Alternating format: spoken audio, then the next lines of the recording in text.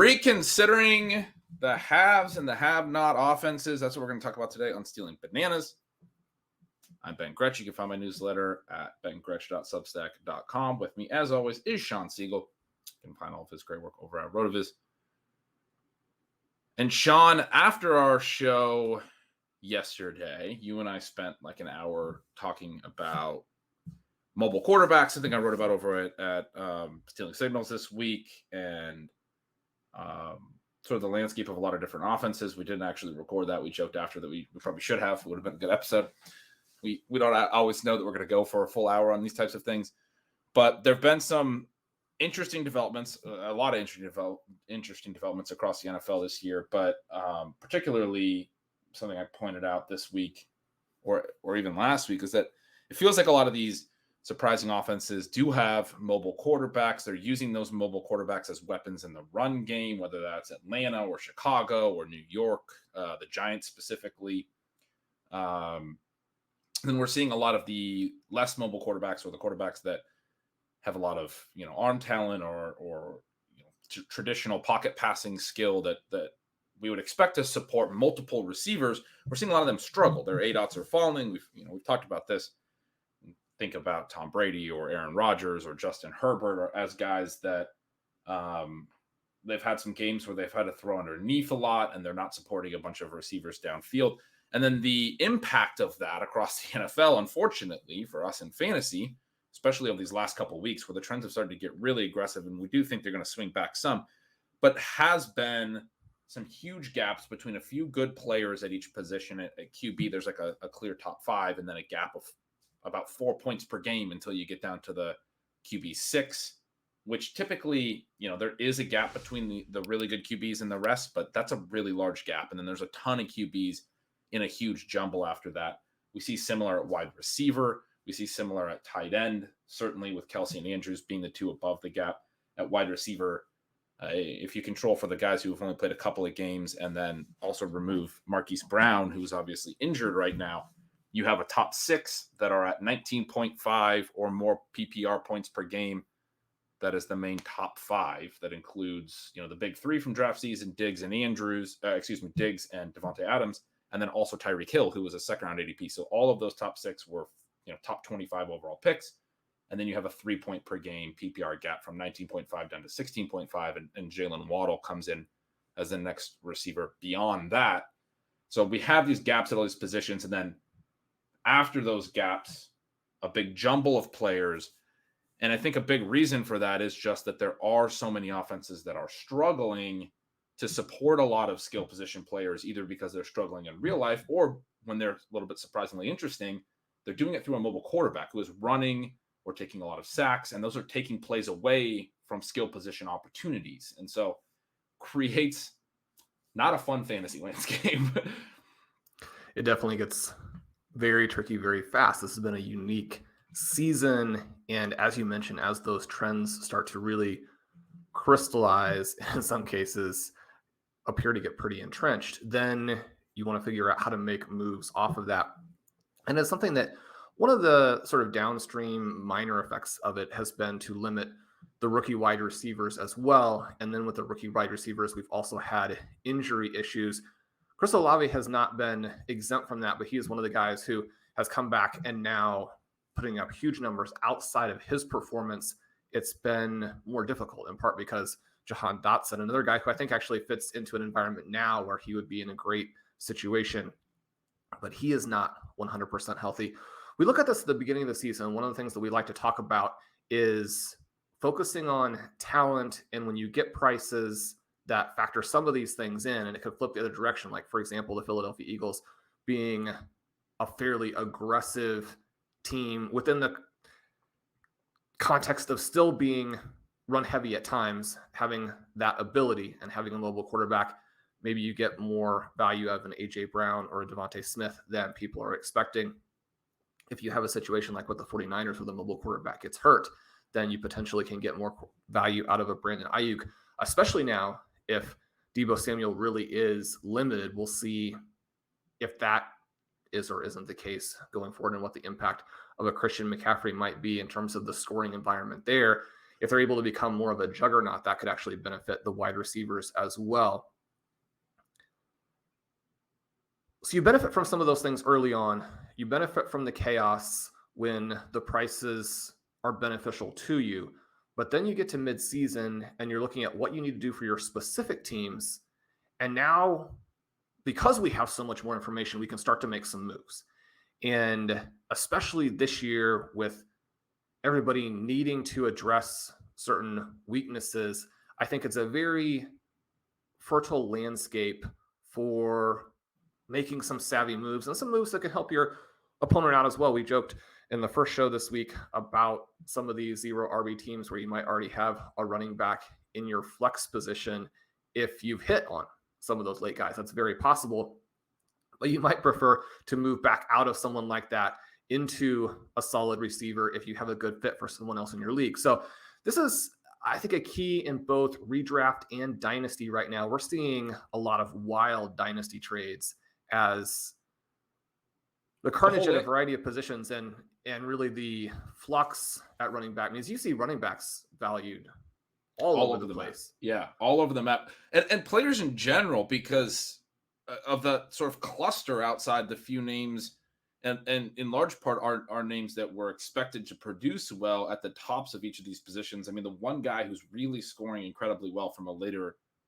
spot is Josh Jacobs, which is, running back, there's still some gaps, but it's a little bit different. Obviously, running back value changes over time. There's guys that have not scored particularly well that we expect to continue to score better going forward, like a Ken Walker or an ETN. They're not way up there towards the top, but they could be, right, over time. Breece Hall obviously is now injured, but his points per game don't really reflect what his role had become. He was he was well on his way to his third straight 20-point game. But I was talking with some people this week, some of my subscribers in a little Q&A, and one of them mentioned this idea that it's tough to make trades right now because everyone feels like a hole. And I think that's kind of funny. Beyond that sort of those top scorers, you could basically make a pro or con case for a lot of players. A lot of these rookie receivers that we love looked great, and now their offenses look bad. And so what does that mean? How do we piece all that together? And so, yeah, like a lot of players look like holes. In main events, another anecdotal thing, the people have talked about all year that the waiver wire hasn't looked great in these deeper leagues, but the way that it has started to restock has been really interesting drops. We've been seeing, like this week, I saw Elijah Moore on the waiver wire in a couple of leagues. You never really see that after 7 weeks from a young wide receiver taken in the top 6 or 7 rounds of the original draft.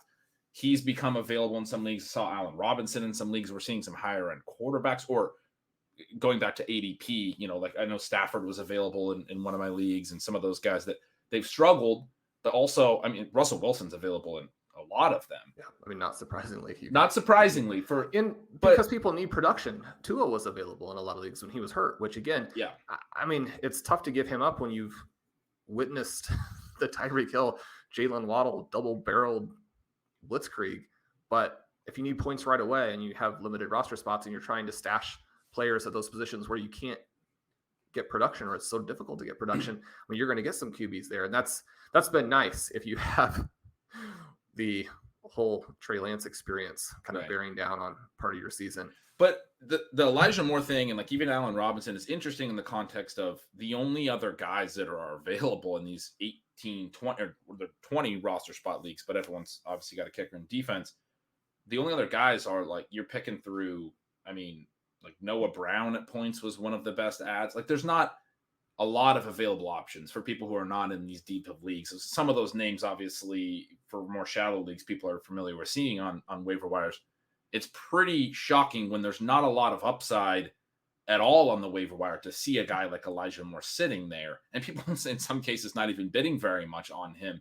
It gets back to your point about even in Dynasty, the huge valuation shifts we've seen. I mean, we're seeing them in redraft, and like what does Elijah Moore's season to date mean for his 2022 rest of season? I mean, there's some pessimism in some places. So what does that mean for his rest of his career? I mean, same thing. There's a lot of uncertainty across the whole fantasy landscape. There is. And it's hard because you want to be proactive and yet not panic. And so that part of it requires you to have both the patience and the aggressiveness that we have talked about, and to understand kind of where you are in the trajectory of your team, what format you're in. In our Dynasty League, we just had a trade where Rashad Bateman and Treylon Burks together brought back a single first-round pick and 2 guys who probably won't make the 16-player cut down in the offseason. And so you think about how the valuations for both of those players, after a week where the mobile quarterback element, again, was so visible, and the Ravens don't throw, and it's most glaring with Mark Andrews because he's been scoring a lot of points. But when you think about Bateman and what that means down the line potentially for him, he actually looked good in this game, made a deep catch that kept one of their drives going. He was the catalyst for the second Gus Edwards touchdown there, and yet looked good. But from a fantasy perspective, another very unplayable type of game. Treylon Burks now kind of mired in this Tennessee offense. And one of your points in the offseason about A.J. Brown was just how few routes they had him running for the long term. So even though, it's Treylon Burks and basically nothing in Tennessee, you're wondering, can they support even him? And then, there were so many silver linings to Burks' short time actually playing with the Titans. But when you have that rough offseason, you have some people questioning his prospect profile in ways that I don't necessarily agree with, but you have some of those questions. You have him falling below some other guys, even though he's still a first-round pick. You can see why, Burks might already be a sell to some people. But Ben, the big thing that we wanted to talk about today, and I thought it would be fun because it incorporates some of the really cool elements from your most recent post where you talk about this mobile QB tax, and then also gets us to really push and think about some players that we wouldn't necessarily think about, guys who don't fit our style.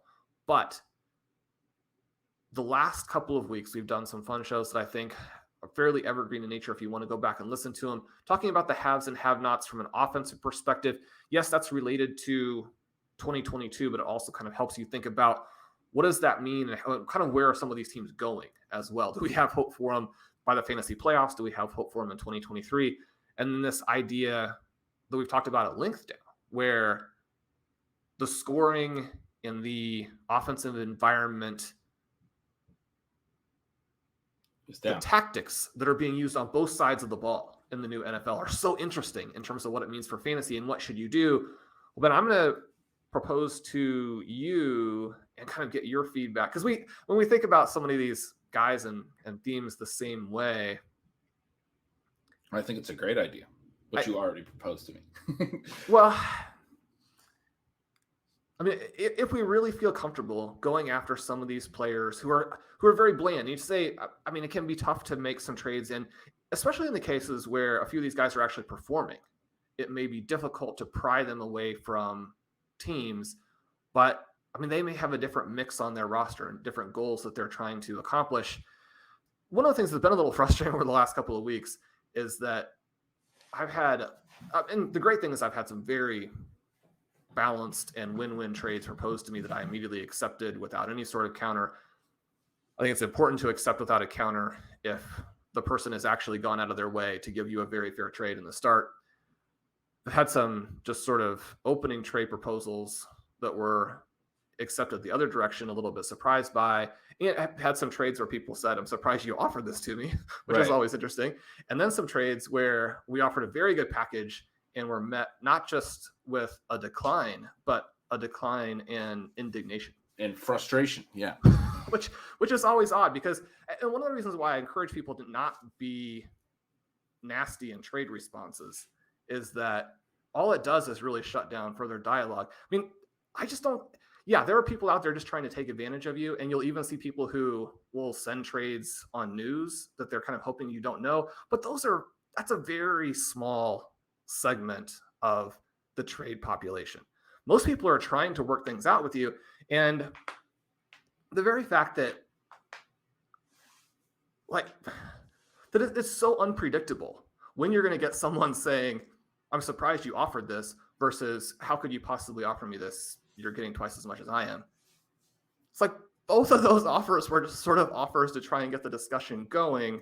So obviously that's not the approach. The frustrating part is that the people who respond in a way that isn't very friendly, it just makes you not want to engage as much. I mean, the whole thing's supposed to be fun. Yeah. Right. So try to be fun. Everyone's going to have different player values. And I think that's like the big thing sort of that you're saying is it's just a general life thing, but like to try to understand other people's perspective. Like if you see an offer that you think is really ridiculous, like they're obviously seeing something in that offer that led them to send it. Maybe they're trying to kind of buy lower a little bit, but they're not trying to completely, catch you sleeping or something. They obviously think that the trade is reasonably close, or I don't think anyone has interest. Like I've seen some trade offers that are really not close, and I'll let people know that, like, this is pretty far away if we want to work towards something in terms of how I'm valuing these players. But in terms of like getting upset or giving the frustrated responses back, like maybe they think they're winning that trade, but they don't think they're winning it by as much as you think there's a gap between it from your end, because everyone values the players differently, right? And so, I mean, just trying to understand they have a different perspective than you. But Shawn, you had this idea that and have this list of wide receivers that we usually don't talk about, or a lot of them are ones that we don't usually talk about. There's a few on here that we've sort of just written off for a couple of seasons now, that are in offenses that don't have the mobile QB tax, don't have that lower, like significantly lower in some cases, amount of total plays that will be an opportunity for a skill position player to touch the ball, and rather are in offenses that do have the potential, at least, for a lot of pass volume. Another team, that has changed their ways. I mean, we saw it with the Jets. Flacco being a guy who's standing back there and getting rid of the ball early and throwing meant 50 or 60 targets some games. And now the last couple of weeks, the Jets have combined, I think, for like 39 or something like that, a 21 pass attempt game and an 18 pass attempt game. Just a massive shift on their team level. And that's not even necessarily because of Zach Wilson's mobility. It somewhat is. He certainly extends plays and is, a little bit mobile, but it's been a shift in the offensive focus and all those things. Another team that I would point to is the Colts, where Matt Ryan, I mean, the Colts right now are tied for the league lead in completions overall. Matt Ryan has thrown a ton of passes and a lot of short passes, and they've completed a lot. That's good for fantasy, especially PPR. A lot of completions, a lot of PPR points, right? Sam Ehlinger is going to take over. They're going to run the ball more. He's going to have some design runs. They're going to do different things. That number is going to come down quite a bit. So we've seen those shifts. We're talking about players, or you have put together a great list here of players that are in offenses that aren't expected to be that way with that mobile QB tax, that might have some interesting names in them just by sheer volume, essentially, willingness to pass, more plays that skill position players are going to touch the ball. Even some of these teams people might argue with and say, they can go run heavy at times or what have you, but there is not as many QB scrambles, probably not as many sacks in a lot of cases, because immobile quarterbacks tend to get the ball out and not take as many sacks, which is kind of counterintuitive, but it's the mobility and the willingness to try to extend plays that often leads to the sacks. And I think it's a great application of this whole concept that we've been talking about, which is, and as you said, they're players that maybe don't feel as comfortable to go acquire. But if you want to do something and you're trying to improve your team, this is a subset of players that makes some sense, that might be consistently productive in a landscape where there's not a lot of high-end production. And so this might be a way to add some strength and some depth back to your roster. Talk about how there's not a lot of depth in fantasy teams and down to the benches. So I'm interested to hear your thoughts on how acquirable these guys are, which players you really like to go after. There are a variety of different sort of mini boxes that we might put some of these guys into. Let's start with a couple of players who had a fun week 7. They're going to be a little bit more visible. They're in offenses that just blew up massively. They're guys who 2 weeks ago you probably could have gotten almost for free. But because they've had some big plays, we're now into an environment where, maybe you can't get them at all. But I always say that sometimes the best time to go get someone is after a good game, because that other manager has been looking to sell.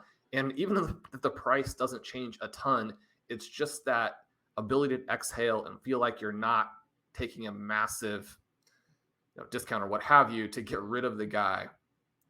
And those two players are maybe players we do kind of like, but they're not the ceiling types that we normally are trying to get onto the rosters. And they would be, I think listeners probably guessing, Tyler Boyd, Juju Smith-Schuster. Now Boyd, number 8 in routes on the season, which I think is interesting. He's at 12.7 yards per target.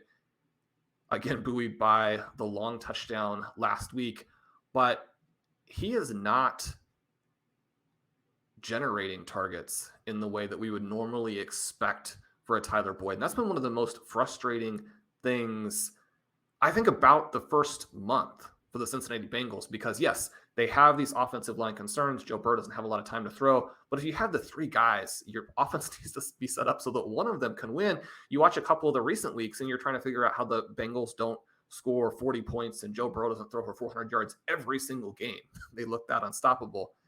That 14% contrasts to 19% last year. Obviously, that's a pretty big difference. They have 43 pass plays per 60 minutes. They're definitely in that group of teams that can support a bunch of guys and maybe moving even further into it.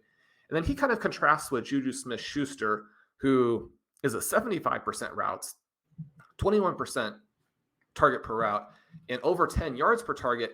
His profile, Ben, in terms of the first couple elements of that, isn't actually better over the last couple of weeks than it's been previously. But over the last 2 weeks, anybody who's watching us, he leads the entire NFL. He leads Jamar Chase, who also has over 100. But he's got a 141 yards after the catch. Juju has been one of those guys in his career, but he's very obviously not as athletic now as he was in the past. And even in these 2 weeks where he does have a lot of these long runs after the catch, it's very situational. The bursts, I mean, I think you have to feel good for him. You have to feel optimistic that he's not completely washed like some of the guys, like an AJ Green or a Sammy Watkins. But he's not going to do that every week. How are you feeling about these 2 guys and their profiles within the Kansas City and Cincinnati offenses? Kansas City, we know, passes a lot in all the different scripts. They trail only Buffalo and Cincinnati in terms of passing in a neutral script. They obviously pass as well when they're leading, which is important because the Chiefs lead a lot. These are some names who, Juju especially trendy in the beginning, Boyd not really trendy at any point this year. Then they fall, and now they're rising again. Can you buy them on the rise, or are they a little bit of red flag players? Listeners of this pod will have time to reflect on this a little bit, Shawn, but I'm going to be dropping some live news that just happened while we were recording this that relates to one of these teams. Your Chiefs have acquired a wide receiver that plays into this discussion, Kadarius Toney. Ooh. For a conditional 3rd and a 6th,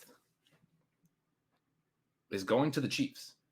So we'll have to talk about that a little bit as it relates to that. I'll start with Boyd. So, do the Chiefs feel like, I love that trade, but I mean, did they also trade for whoever the best doctor is out there? Because that seems like it's going to be pretty important.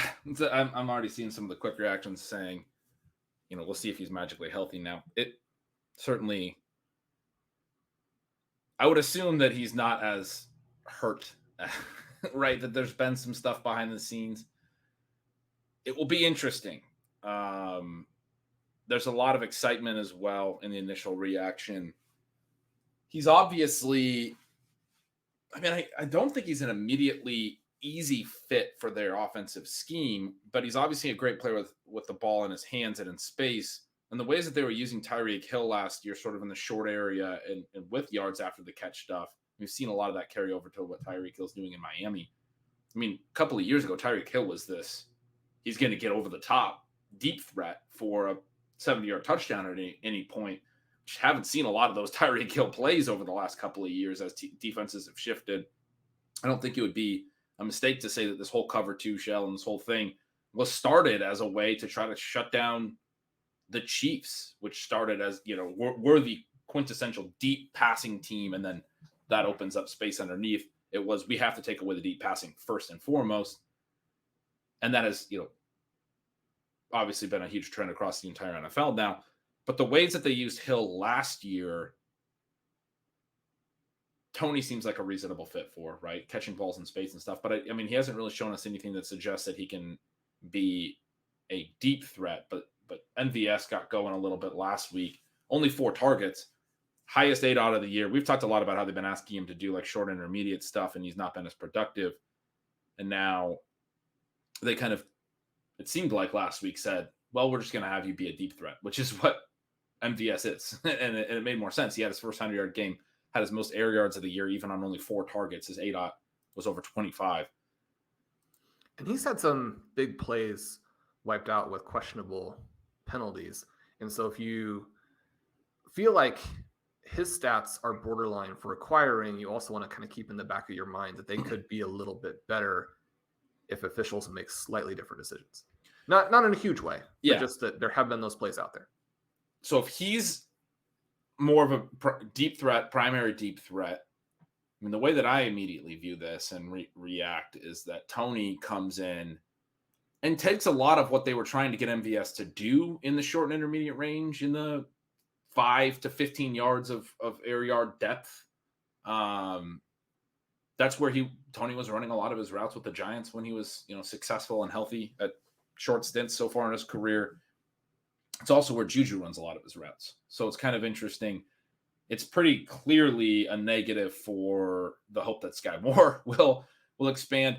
I mean, Tony most similar to probably Mecole Hardman, who, as far as the individual players in the Chiefs offense, which is interesting because Hardman's coming off a 3-touchdown game and has been used sort of creatively in a part-time role. He's not been playing a ton, and his role had started to shrink as Sky Moore started to be more involved. And it seemed like Moore's path was through the Hardman snaps.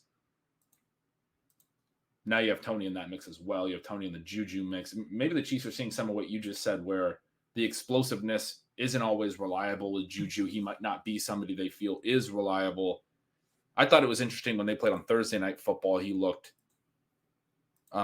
really bad. That was like I think that was week 2. That was his worst sort of game of the year. He didn't really do anything. It was like a 3-day rest period was tough for him with wherever his knees are or what have you.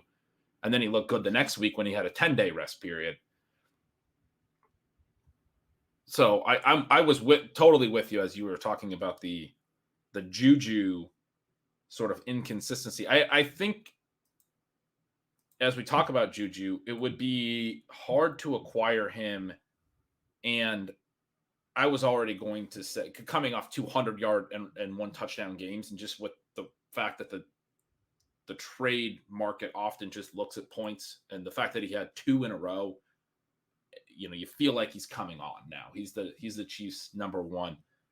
More so than I would expect him to be a consistent producer at that level for me the rest of the way. So not a guy that I would think of as a fantasy trade candidate right now. The addition of Tony, I think, really complicates things. It's pretty interesting in terms of, they're on a bye right now. They don't play this week. They're going to have some time to try to get Tony up to speed. But there was also talk that Tony didn't even know the playbook in New York, right? Like that he wasn't. There were some issues behind the scenes, basically, right? And so it'll be interesting. It'll be interesting to see what happens here. Yeah, especially in terms of what the usage actually is. You mentioned there could be some overlap with Hardman. They both seem like the types of players who probably can't do much of anything in terms of real routes. And you think about that as well for Tony, as it goes back to a little bit of a unique path through his college career, where he's a little bit of a late breakout. And then this big kind of disconnect between the scouts and the analytics folks in terms of where he should be drafted. Then he comes out and actually generates a ton of targets in a hurry in those games where he's healthy and plays last season. But we've, as you just mentioned, seen the red flags start to reassert themselves to the point where the original team that drafted him would be willing to give up on him fairly quickly. I think that, you have to be concerned if you're a Chiefs fan, as this is something of a giveaway. At the same time, the upside, I think, makes it worth it, especially when you look at Andy Reid and his ability to rehabilitate a decent number of players. Now, that doesn't mean everybody. There are guys that they have brought in and tried to take some chances with, like a Josh Gordon, for example, and there's originally some enthusiasm, and then that goes away because Josh Gordon is just done. But that doesn't necessarily mean that the next guy, who's a young guy, very different situation, that he won't be able to do it. Reed's ability to both get buy-in and some level of consistency from some of these players who we don't know what their story really is. They appear to maybe have more colorful personalities, we'll say. His track record there, I think, is encouraging. My concern would be that, yeah, there's overlap with Sky Moore and Juju, and that you look at Hardman and his targets are all right at the line of scrimmage or some deep. If you pull up his sort of target breakdown on the player page there, the RotoViz Player Stat Explorer, you can see that complete dearth of targets in that 5 to 14 yard area. Tony last season, despite being in a lot of ways still something of a manufactured touch guy, did have quite a few targets in that 5 to 14 yard area last season with the Giants. Obviously hasn't really played this year. I guess that's a disappointment if you're still holding out some hope, at least in the short term, for Sky Moore. This appears to be a deal where they're saying, I mean, dude, you can't even field punts. So we're concerned about your ability to get up to speed at the NFL level in a way that helps us this year. You would think that it probably also rules out a future Odell Beckham trade, or do you think the Chiefs could be that aggressive to where they would add multiple pieces? Or signing. Odell Beckham signing, right? Yeah. I mean, I guess we'd have to see the way that it develops if they have any injuries or things, but I would assume if they stay healthy that it probably does rule that out. I mean, those rumors that Beckham might land with the Chiefs were an indication that the Chiefs were potentially in the wide receiver market, but it seems like this is the answer to that, to that indication. They're getting or hoping to get from Tony that added wide receiver depth that they were maybe hoping to get from adding Beckham. It's going to be, I mean, I think it's probably good for Tony, who didn't seem like a good fit with the new coaching staff and new management, GM, organization.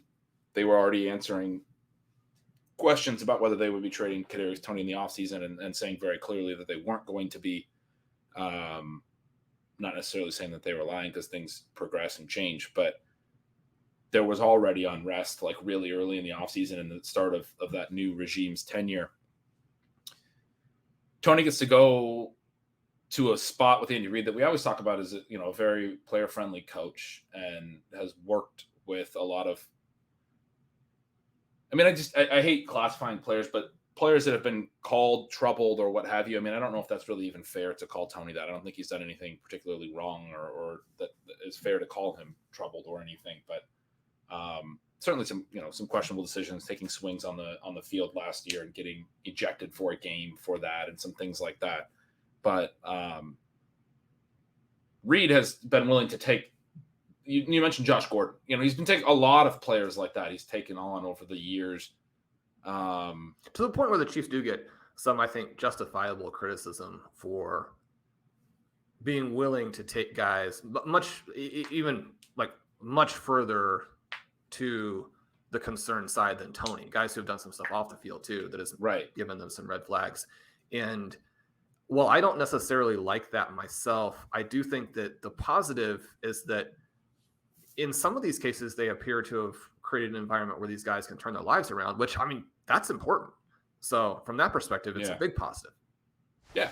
Tyreek Hill has a pretty checkered past. I mean, putting that lightly. I mean, that's one I'll be more firm on and say definitely has a background and some stuff for anyone who's unfamiliar. I think everyone probably is, but somebody they drafted lower than he probably would have been drafted because of that background. And then, I mean, to the extent that humans can be rehabilitated and those types of things, possibly, but then there was obviously more stuff during his Chiefs tenure, the phone recordings and those things from a couple of off seasons ago. And so anyway, an interesting move by the Chiefs. We should probably talk about some of these other receivers as well. Do you like Tyler Boyd? He's someone we have on our dynasty team. He's going to be in the lineup as we go through the buys. He's someone who doesn't generate a lot of trade interest coming to us. And so the flip side of that, you would think, is that he is someone you can get. He's someone managers might be wanting to sell after he has the long touchdown.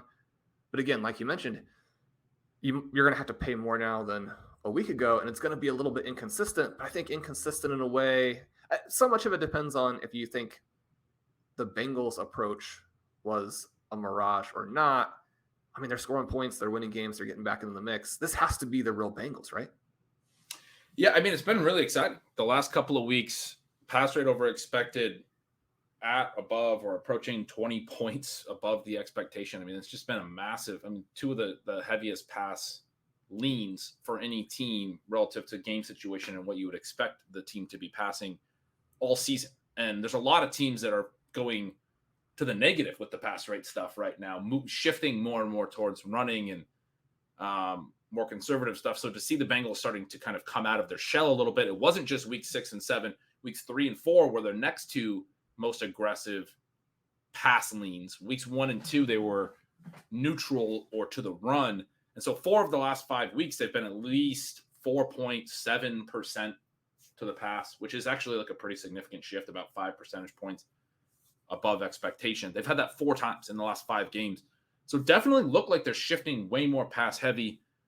And I think Boyd is the player that is impacted by that the most. I mean, then you're talking about more 11 personnel. You're talking about him getting on the field as a third receiver. I mean, they run a lot of 11 personnel anyway, but you're talking about him getting on the field as a third receiver, running a lot of routes. And then he has benefited. You talked last week about not really understanding why they weren't throwing to Boyd more, because he had like 6 catches on 6 targets, I think, the week before, and all the attention being put on Chase and Higgins and how Boyd's a really good third receiver. You have 3 weapons. We've talked a lot about, what the Chiefs have tried to do in having more depth to their weaponry. When they have 5 eligible skill position players on a given play, having 5 good players out there, or at least 3 or 4 good players out there, as opposed to, the Hill-Kelsey teams that basically had 2. A lot of teams have gone that route. The Bills have shown, a willingness to continue to add depth at the skill positions and do that. The Bengals have that.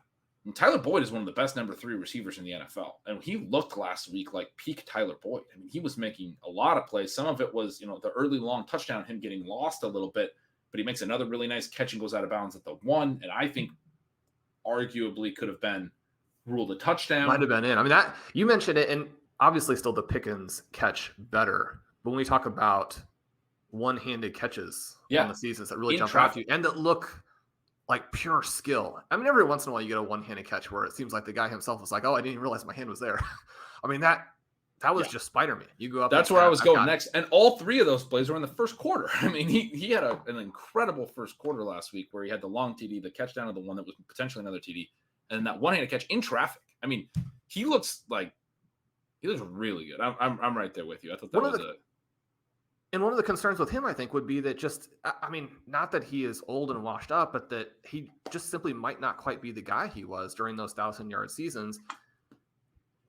That pretty clearly doesn't appear to be the case. Right. And I think that you could argue that the fact that they got him deep, as opposed to constantly trying to use sort of your slot guy right around the line of scrimmage, is something else that then unlocks those other guys. So I think there is going to be an effect here where Chase and Higgins and Boyd help each other and help Burrow. That one of the things that was part of my underdog approach wrote about on the site for the season is that if you want to play that week 17 Bills-Bengals game, one really good way to do it is to get some of these pieces a little bit less expensively and make Burrow and Boyd a big part of that.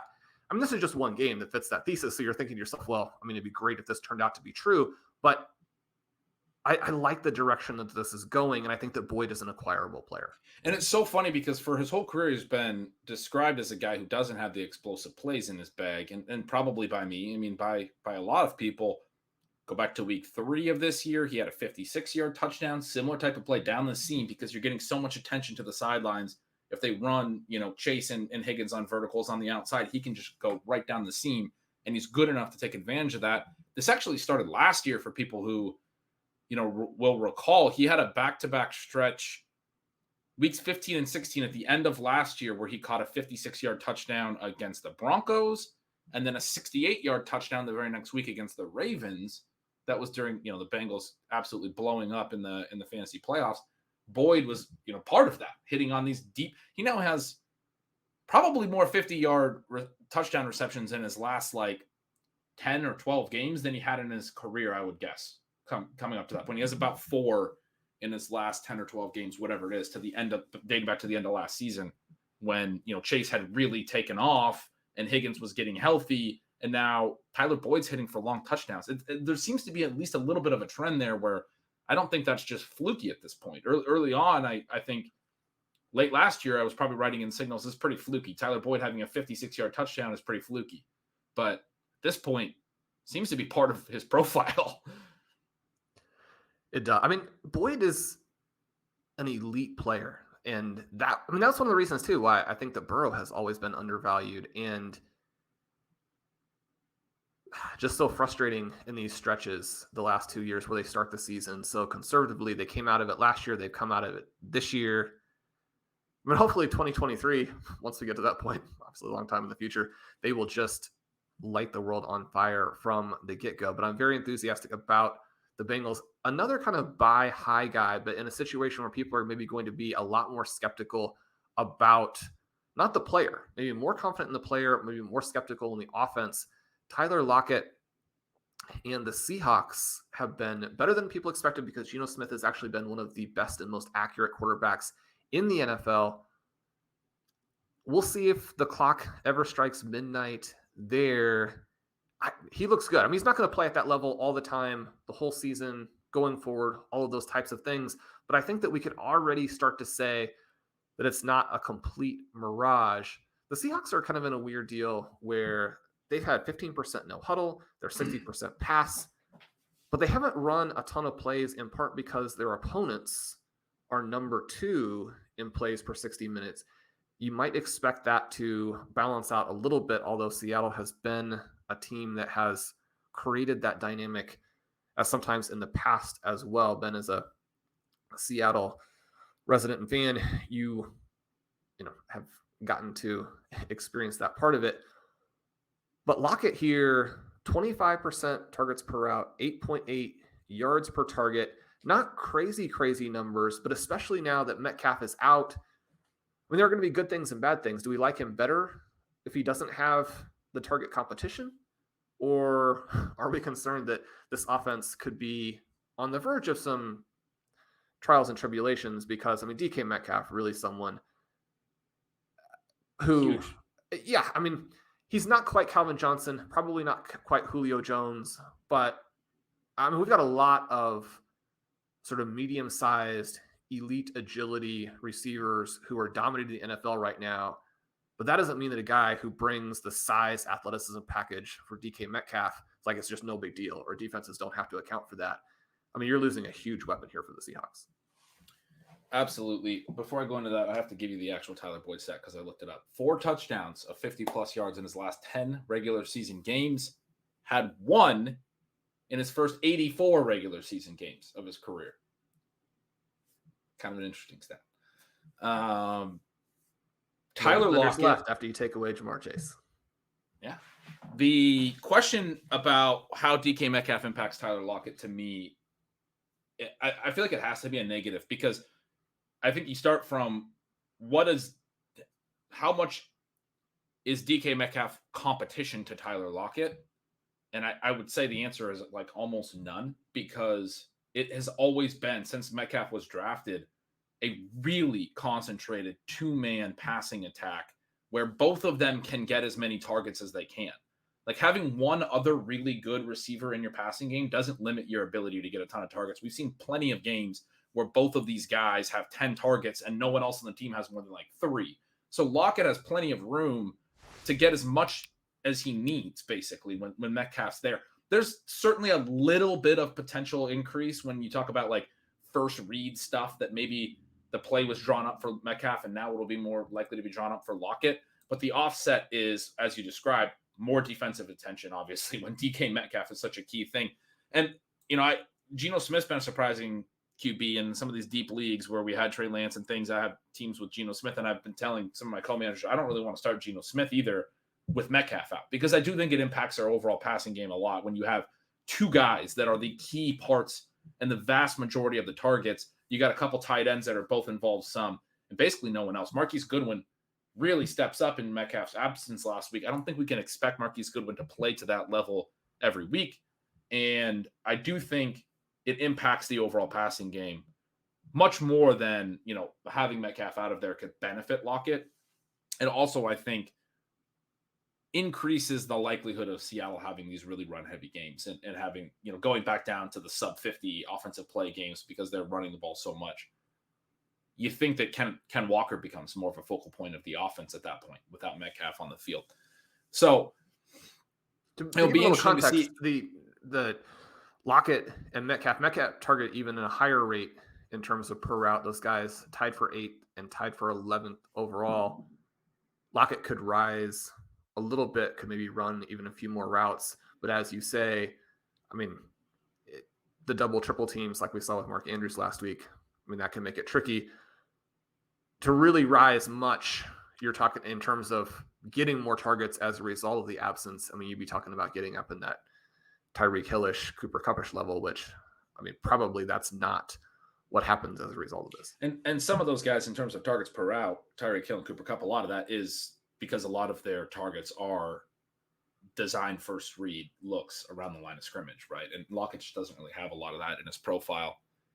It actually speaks to how good he's been. He's earned a ton of targets down the field as he's getting open, as opposed to getting some cheapies around the line of scrimmage. Like Hill gets a lot of those. Kupp's a little bit less clear in that regard, but still short area field, where he's the clear, one read, if you will. And he is so good at winning on his routes in those areas. It's easier, I think, to rack up the large target shares at the lower ADOTs. Lockett doing it at a higher ADOT, very good, but also speaks to him sort of being maxed out already in terms of what he can earn. And then when you talk about him as a trade candidate, he's been so productive. And with Metcalf out being the immediate thought in the fantasy football psyche of now there's more targets available, he could be even better. It just the price is going to be, I think, again, too high relative. It's interesting. I mean, I guess I'm going to wind up saying that on a few of these guys. Two of the names that you have on this list that I don't think the price would be incredibly high or prohibitive, that we're not really on these guys, and I'm really interested in your thoughts on, are Terry McLaurin and Adam Thielen. What are you thinking about those two? Yeah, so we have 3 buy low candidates that we'll get to in a second. They are more kind of our guys, but these 2 names, players we're not necessarily drafting a lot. Washington leads the NFL in pass plays per 60. I think that they're set up to be pretty pass heavy going forward and just kind of fun, regardless of who the quarterback is there. But Heineke's someone that creates a fun game. And we saw that last week. And we can see why, even though most of us want to get the Sam Howell experience and want Washington to at least find out what they've got there so they can make a plan for next season. Heinicke, a cool dude. We saw that last week in his touchdown pass to Terry McLaurin, how excited those 2 guys were after the play. He's at 24% targets per route, 8.1 yards per target. He's someone who, because of the Carson Wentz situation, has had some of his peripherals knocked a little bit compared to where they were in the past. He's only at 85 air yards per game. He's always been that guy where if you're looking at specifically the air yard peripherals, he jumps out as always being a value in trades, always being a value in drafts, and yet it's been hard for him to really capitalize on those. But you certainly don't want the numbers to get worse. So when he drops down in 2022, loses 16 air yards per game, that's a little bit of a red flag for you. He's also not drawing the targets that he was before. You're hoping that maybe Carson Wentz comes in, unlocks him a little bit, but they didn't have that rapport that he has with Heinicke. He's had with some of these other guys. So he's down to 17% targets per route after 24% last year. The yards per target are actually up there. He's got that ability to create the big play, but he needs a guy to be willing to throw it up to him and to prioritize him over, say, a Curtis Samuel. I think that the quarterback change there makes him pretty interesting. And then Thielen is someone we've kind of been fading as he gets older, and he needs these bounce back elements to really justify price. But I think that as the enthusiasm for him has faded, and he's now known as an older player who's sort of a touchdown play, I think there's some bounce back potential with the Vikings, with obviously all of the attention that you're going to have for Justin Jefferson. You still get some of that touchdown potential. He's at 89% routes, right? And he's still drawing targets, 20% targets per route. But at 6.6 yards per target, I mean, you're talking about a guy now who is down there really in the basement. That's a full yard from last season. Minnesota, again, fits our theme of teams that could support a second guy here. 65% pass, tied for sixth in pass per 60 minutes.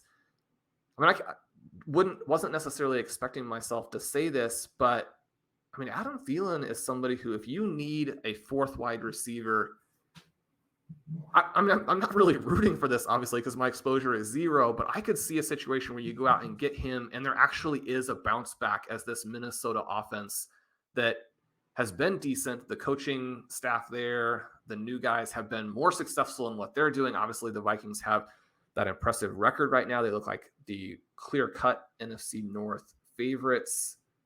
I mean, these might be guys who could score some touchdowns for you and have some of their other numbers actually improve over the second half of the season. This, I think, is intriguing because, I mean, you're not going to be able to get these guys for free, especially McLaurin, but they should be available. They should, for sure. And, I mean, they're guys that McLaurin especially looked, I mean, and as you say, he's going to be the more expensive of the two. He looked like sort of their go-to guy in some key spots against Green Bay. They, in their last drive, trying to sort of run the clock out, threw a couple of times, went to him in one-on-one spots that he won and converted first downs and helped them close out that game against the Packers, which they won by 2 points.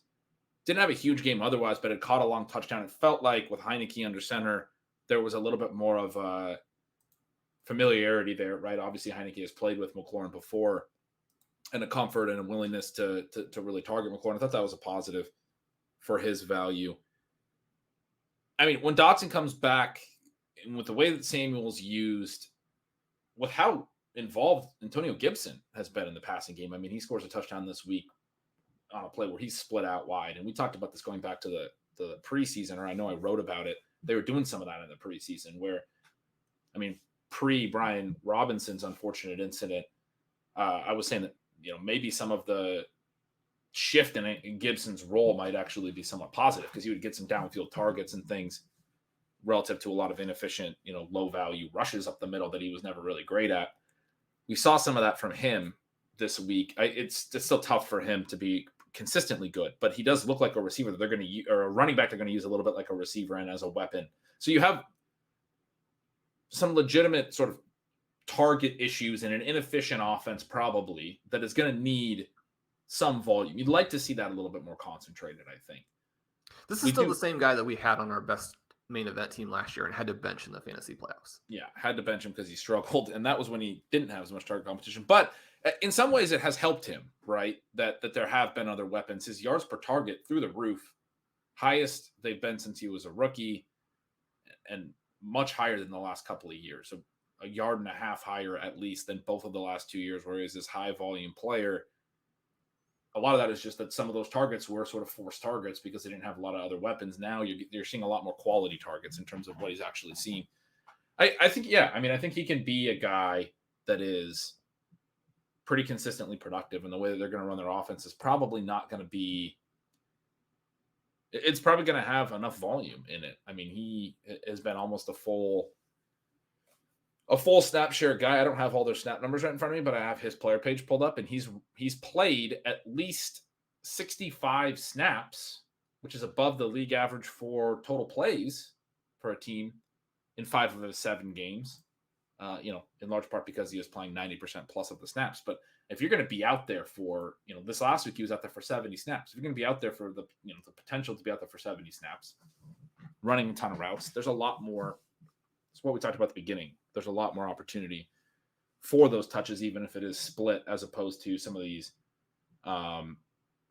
mobile quarterback offenses that might only run, you know, play volumes in the 50s or even lower. I mean, the Bears ran like 45 plays last week, I think it was, or no, the Ravens did. I don't know who it was, but yeah, I mean, I think McLaurin makes sense in terms of a guy that could be out there for enough plays, and the offense could be interesting enough, and the efficiency could be good enough. I don't think he's going to be a huge hit, but like a league winning type hit. But if you can get him reasonably cheap, and you probably should be able to. I mean, more expensive than Thielen. Thielen's the one I'm more interested in because, I mean, we've kind of just been saying for a few years that he looks kind of dusted, doesn't look as good as he used to, and is just clinging to those touchdowns. The touchdowns haven't been there.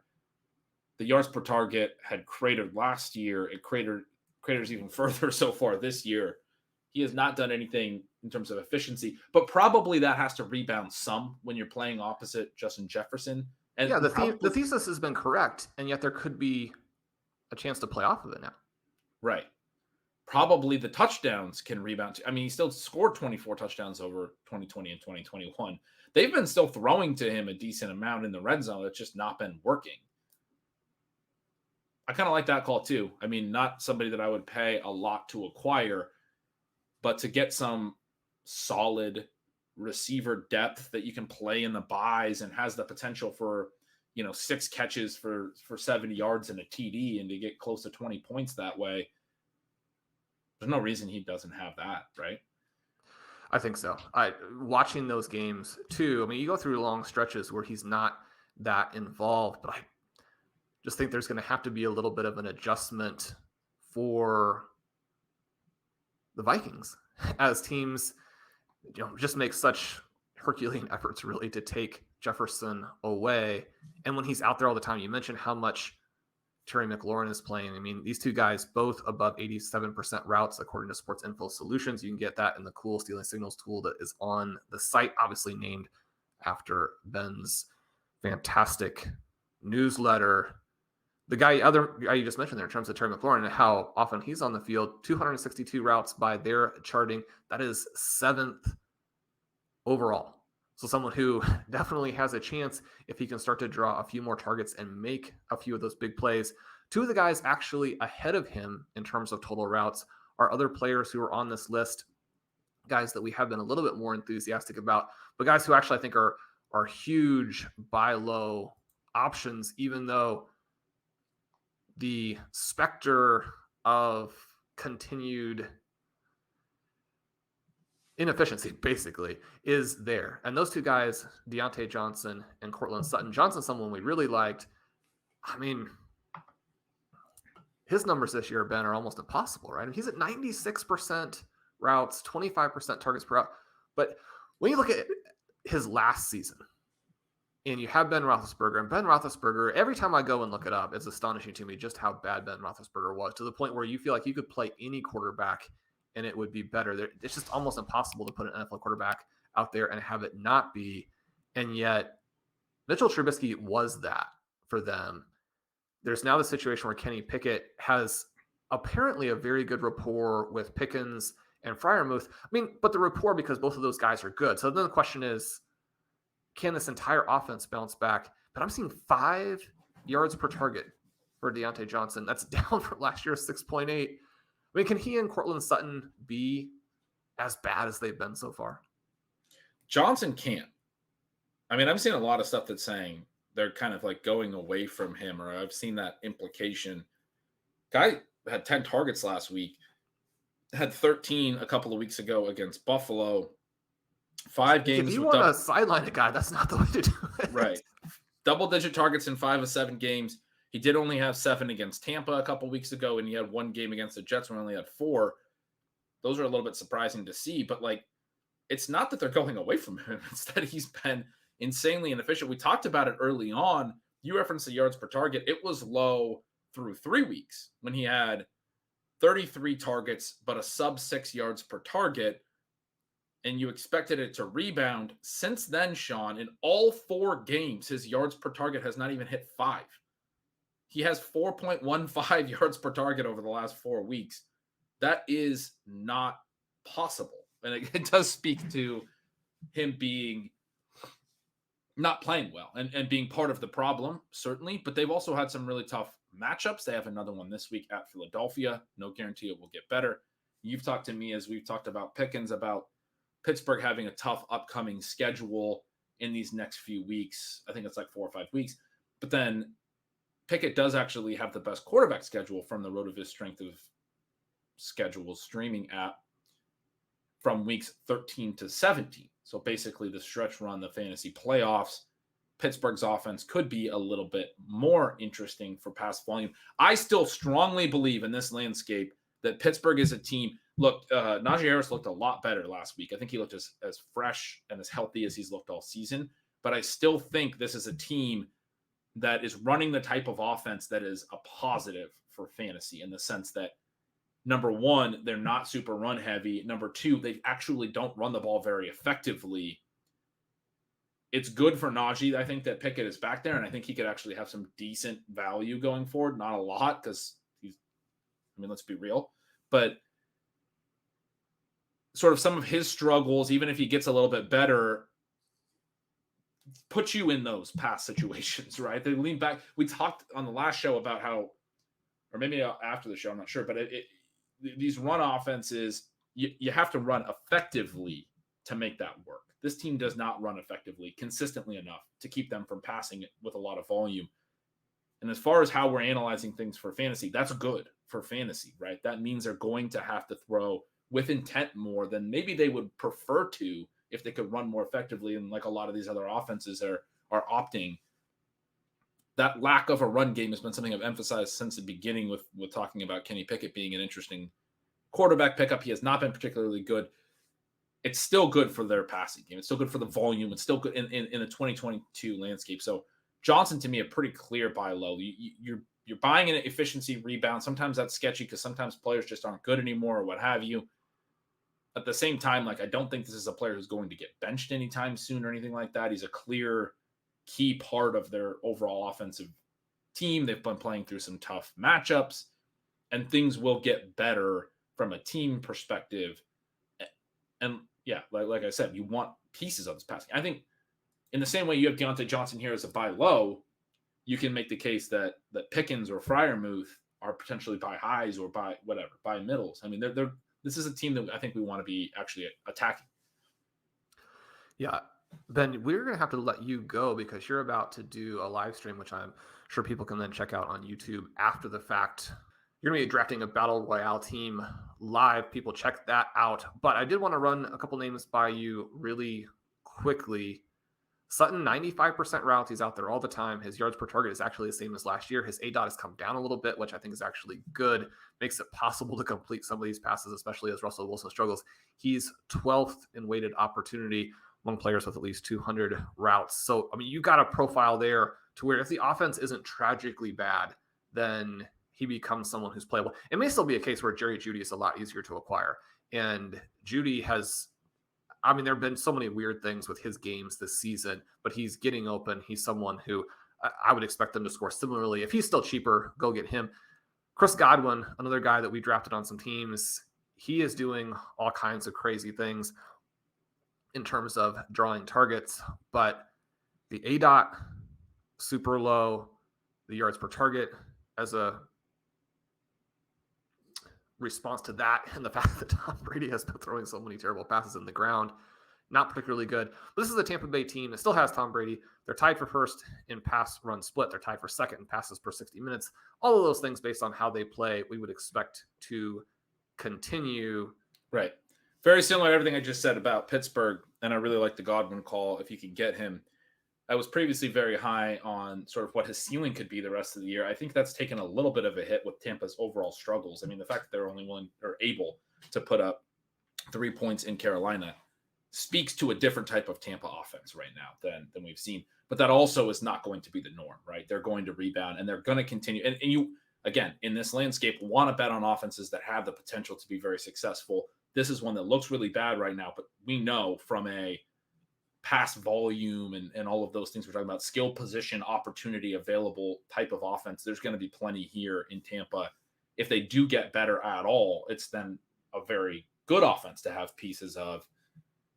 Again, not entirely sure about the same level of ceiling that I was excited about before, but still think Godwin is a really, really good buy in terms of consistent production, just being in an offense we want to target. It's a bet that I would want to make just, in this landscape. Sutton a little bit more tricky because their offense, their offense is just bad. Like Nathaniel Hackett is just designed a bad offense. Brett Rippon comes in there, does some good things, throws some stuff on time to Judy over the middle, to some of those guys. Dulcich has a good game, or at least, decent number of catches and things. And yet their offense was just like really unproductive. He's, just chucking some deep balls up into coverage, no completions downfield, even though they ended up having a massive number of air yards this past week. But it was kind of those prayer yards variety. I don't think Rippon completed a pass more than 20 yards, even though I think they led the league in air yards. So it's all of this unrealized air yards. There's nothing actually being completed. Wilson has been, and people have pointed this out, not horrible on the deep passing efficiency. He's probably actually better for guys like Sutton in that regard. Rippon probably better for the Judys and the underneath guys. But this offense wasn't great last year, in part because of the quarterback play. It's not great this year, in part because of the quarterback play. But at a certain point, with a lot of different quarterbacks playing and these guys not hitting, I think we do have to question either the offense or the receivers, the players that are there. I mean, are Sutton and Judy as good as we thought they were? It's not one that stands out to me as like a clear buy low. I do think if you can get Sutton cheap, I guess because I assume that Sutton and Judy are big enough names, they wouldn't come that cheap. It is going to depend on price. Sutton was overpriced, even if you assume that Wilson is going to be a more competent passer. You need to get a big discount off of his original price. I think that what we saw from Judy last week undermines a little bit the idea that the receivers are completely destroying the offense. I mean, they're two different guys. And I think there are reasons to bet on Judy, even though Sutton was getting the drumbeat from the reporters in camp. Then just a final little note on Godwin, down from 8.8 to 6.8 yards per target this year. I mean, that's putting him in that sort of Ben Roethlisberger to Deontay Johnson efficiency level. We expect him to be more explosive. I think that when you look at his offseason, you would say, okay, well, this is probably on him. But if you watch these games, it feels almost completely on Tom Brady and the overall things that offenses are having to deal with. But on one of the few balls he got down the field last week, he made this amazing diving effort that reminded you that prior to Tom Brady, Chris Godwin was a vertical receiver, at least at times. He doesn't come up with that ball, but the ball was there. There's going to be some bounce back. I mean, again, because of the name and because people are going to assume he's getting healthier, I mean, you're not going to get these guys for free. Right. But within this group, you've got to explore offers. Maybe not. If you just pick one name, you go to that person in your league, they say, we're not interested in selling. I mean, that kind of plan won't work. But if you have interest in a variety of names or other names that you find from Ben's research, my articles, the tools on the site, go after some of these guys, make some additions to your team. Yep. I was going to add with Godwin, still a small sample because he's been banged up and he's been playing hurt, but you just mentioned that. And that might play into his price. But I would expect as he gets healthier that it actually is, I mean, we haven't seen a ton yet. He's had a couple decent games, a couple of more efficient games. And then like last week, he had 13 targets and 43 yards, but the whole team sucked. That's his highest targeted game. That's having a pretty big impact on his overall yards per target. Pretty easy to sell a 3.3 yards per target on a 13 target game for Chris Godwin as not being, particularly predictive. So I'm right there with you. Well, Ben, this was a fun one. Hopefully we did talk about a few guys. We got an Adam Thielen mention today, so I feel like this was a good show. I'm Shawn Siegele. With me, as always, is Ben Gretch. You can follow at Yards Per Gretch. Make sure you sign up for Stealing Signals, Stealing Lines. Join us at RotoViz with the coupon code RVRadio2022. 10% discount on your 1-year subscription. We're at a little bit of an odd tempo this week, or just slightly different. You get these shows when they come out. If you subscribe to the feed, that helps us out. We appreciate that. Leave us a rating and review. It helps us with the algorithm. We'll be back chatting with you tomorrow. We'll see if we have a fun Thursday night game. Until then, good luck.